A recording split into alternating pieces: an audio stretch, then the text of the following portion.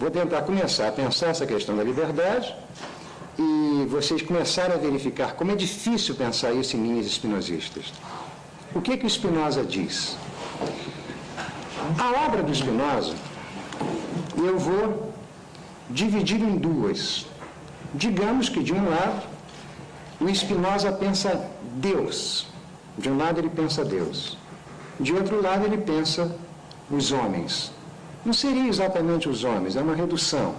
Ele pensa Deus de um lado e pensa os homens de outro lado. Na hora que o Spinoza pensa Deus, ele vai romper com a teologia tradicional, dizendo-se que a teologia tradicional, ao pensar Deus, pensa um Deus transcendente, pensa um Deus que está além da natureza, pensa um Deus criador, e o Spinoza, ao pensar Deus, identifica Deus à natureza. Ou seja, Deus e natureza, para Spinoza, seria a mesma coisa. Em linguagem moderna, o Spinoza está abandonando a trilha da criação e passando por uma trilha da produção. Deus, para Spinoza, é produtivo, Deus não é criador. Mas produtivo em que sentido? É porque o Spinoza fez essa identificação entre Deus e natureza. Então, Deus, para ele, ou natureza, para ele, é aquilo que produz. Produz o quê? Produz tudo que existe. Então, o Spinoza, estou fazendo uma linguagem mais fácil para vocês entenderem. O Spinoza, então, diz que existe uma natureza, que ele chama de natura naturante, que é Deus, que é a produção de tudo que existe aqui. E esse Deus, para ele identifica a atividade. O que ele está fazendo? Muito originalmente, o Spinoza está preocupado com o problema da liberdade e, ao se preocupar com o problema da liberdade, ele liga a ideia de liberdade à ideia de causa. Então, ele faz uma ligação, identificando liberdade à causa. E diz que Deus é uma causa ativa. E Deus, ao ser uma causa ativa, Deus seria livre. Livre por quê? Porque, para Spinoza, a liberdade se opõe a constrangimento. É livre todo ser que não é constrangido ao fazer a sua produção. Então, para ele, Deus ou a natureza, no ato produtivo, não teria sobre si nenhum constrangimento e, por isso, seria livre. Então, veja, a definição negativa que o Spinoza está dando, ele está dizendo que a liberdade se explica pela ausência de constrangimento, ou seja, Deus é livre porque não é constrangido por nada. A ação divina não implica, não há possibilidade de Deus ser constrangido no seu ato produtivo, por isso ele identifica a Deus, a causa ativa, a liberdade, a ausência de constrangimento. Mas, quando nós passamos para os homens, o que nós vamos encontrar?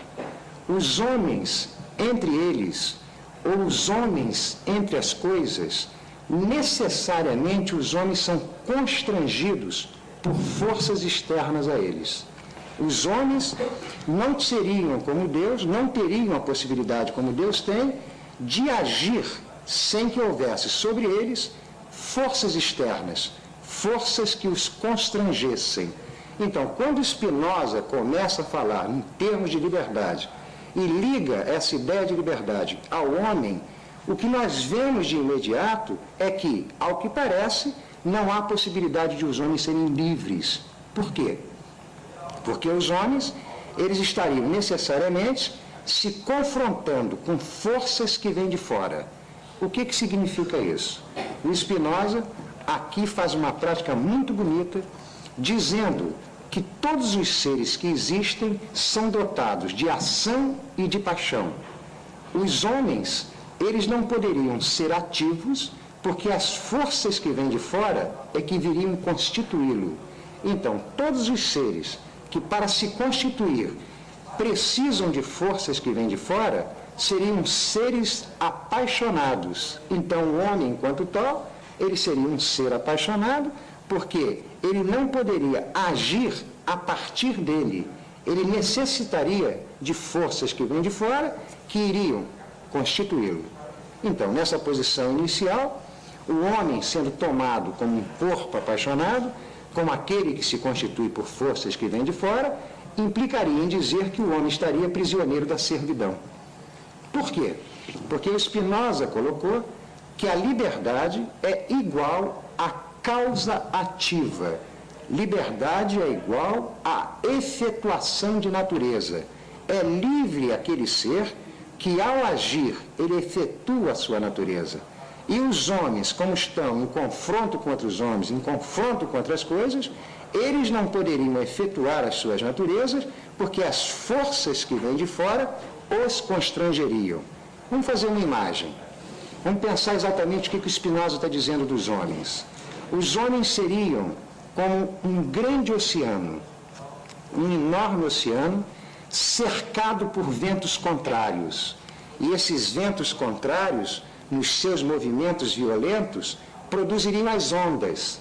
Essas ondas que emergeriam no grande oceano não seriam produtos do próprio oceano, mas seriam produto dos ventos contrários que se encontram. Então, o homem seria como esse grande oceano. Ele estaria exposto à força dos ventos contrários. E se ele está exposto às forças dos ventos contrários, ele estaria na servidão. Então, toda a questão do Spinoza é, encontrando a natureza humana nesse universo em que as forças contrárias não param de passar sobre ele, toda a questão do Spinoza é investigar se o homem, em alguma situação, ele pode ser livre. Ser livre seria o quê? Ser a causa ativa das suas próprias ações. Foi bem? Não para os meus alunos, não, para quem não é meu aluno. Se foi claro. Foi claro? Tá? Porque vamos sustentar isso para seguir, viu? Então, resumindo, Deus é livre, porque nada o constrange. Os homens, pelo menos nesse espaço que eu estou colocando para vocês, nesse momento, ao homem estaria impedida a liberdade. Por quê? Porque necessariamente os homens se defrontariam com forças que vêm de fora. E essas forças que vêm de fora o constrangeriam. Então, para Spinoza, toda a questão dele é verificar se o homem pode ter a sua vida produzida por forças que vêm de dentro. Essas forças que vêm de dentro seriam as forças ou as causas livres que gerariam a liberdade. Essas forças que vêm de dentro, conforme o Spinoza está colocando, numa linguagem mais apropriada para o nosso século, e uns 200 anos depois, é o que Nietzsche chama de vontade de potência. Mesma coisa. Então, Spinoza está dizendo que a liberdade só se dá se forças que vier de dentro constituírem a sua vida.